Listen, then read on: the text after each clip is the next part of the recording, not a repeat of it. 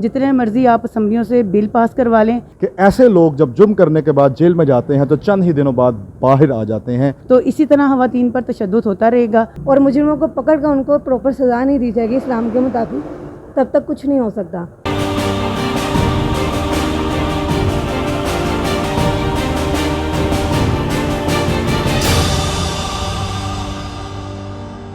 इस्लामाबाद में होने वाला जो वाक़या जिसमें एक शख्स जो रियासती अदारों को चैलेंज कर रहा है, क्या कहेंगे इस पर कि जो गरीब के जो एहतसाल हो रहा है इस पर और जो वो खुल्लम खुला चैलेंज कर रहा है, इस पर आप क्या कहते हैं?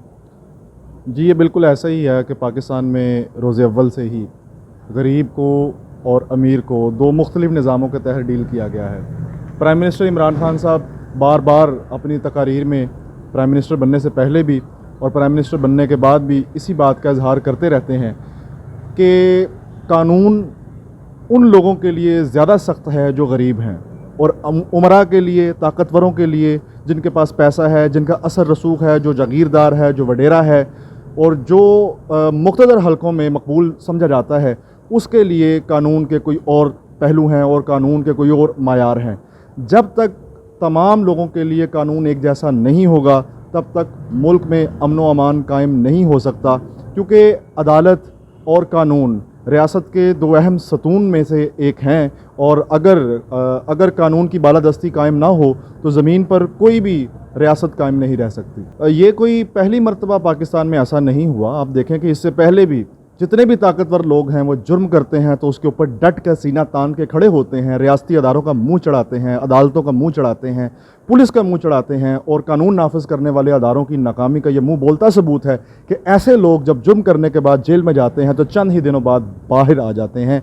और इस वीडियो में भी आप गौर से देख सकते हैं, आप सुन सकते हैं कि वो शख्स पूरे वसूख के साथ ये कह रहा है कि मैं ठीक 10 से 15 दिन के अंदर बाहर आ जाऊंगा और दोबारा मेरा यही वतीरा होगा और दोबारा मैं रियासत को चैलेंज करता हुआ दिखाई दूंगा। इस्लामाबाद में जो वाक़या हुआ है उसको मद्देनज़र रखते हुए आप जितने मर्ज़ी कानून बना लें, जितने मर्ज़ी आप असम्बलियों से बिल पास करवा लें, ये तब तक अमल दरामद नहीं होगा जब तक आप पिछले जो कानून बनाए गए हैं उन पर अमल नहीं करेंगे।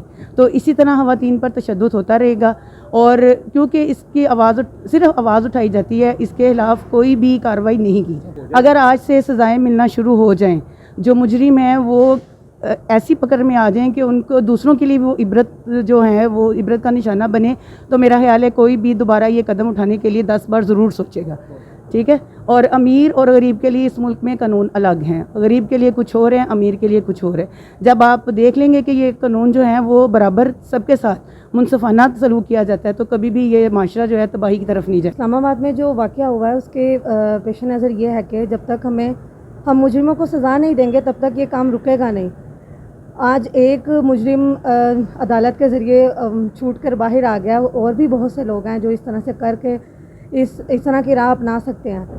वज़ीर-ए-आज़म साहब ने एक स्टेटमेंट दी, लेकिन उस स्टेटमेंट से कुछ नहीं होगा। सिर्फ ये जब तक अमल दरामद नहीं होगा और मुजरिमों को पकड़ कर उनको प्रॉपर सज़ा नहीं दी जाएगी इस्लाम के मुताबिक, तब तक कुछ नहीं हो सकता। और कानून पास करने और इस सब के अलावा इन पे सबसे ज़्यादा अमल दरामद करवाना सबसे पहले और जो है अवलीन तरजीह होनी चाहिए इन लोगों की। जो ये कानून हमारे मुल्क में मौजूद है ये सिर्फ़ और सिर्फ गरीब लोगों के लिए है।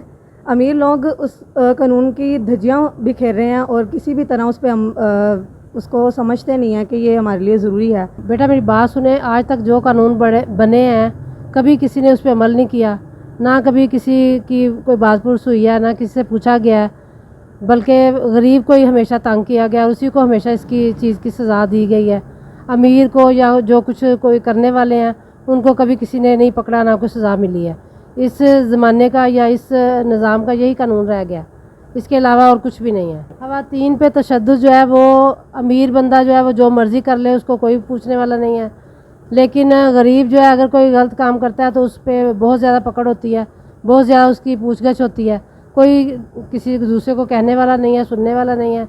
किस चीज़ का ये निज़ाम है और ये कैसा निज़ाम है, इसकी अभी तक हमें कोई समझ नहीं आई। इस्लामाबाद वाला जो वाक़या हुआ है उसमें आप देख लें, जिसके पास पैसा है या पैसा जो है वो सब कुछ करवा रहा है, उसको 10-15 दिन के बाद छोड़ देंगे, पकड़ा है, छोड़ दिया है, कोई उसकी बात पुरस नहीं है, कोई कार्रवाई नहीं है। ये सब चीज़ें पैसा करवा रहा है। और अगर इसी की जगह पे कोई गरीब बंदा होता तो उसको सज़ा मिलनी थी, उसको इन्होंने जेलों में डाल के कई कई सालों तक खींचना था, कई कई सालों तक उसको इन्होंने करना था। ना उसके कोई बाल बच्चों को देखने वाला, ना उसके साथ कोई रहने वाला, ना करने वाला, ना उसका साथ देने वाला। लेकिन अमीर की सब कुछ है, उसके लिए सब कुछ है, उसकी कोई बात बुर्स नहीं करता, ना उसको कोई पूछता ना देखता है। 4 दिन बात उछाली जाती है, उसके बाद सब कुछ ख़त्म हो जाता है। कि ये जो एक अनफॉर्चुनेट इंसिडेंट हुआ है, तो इसके पीछे जो भी हैवानी जहनीत रखने वाले लोग थे वो अभी सलाखों के पीछे हैं।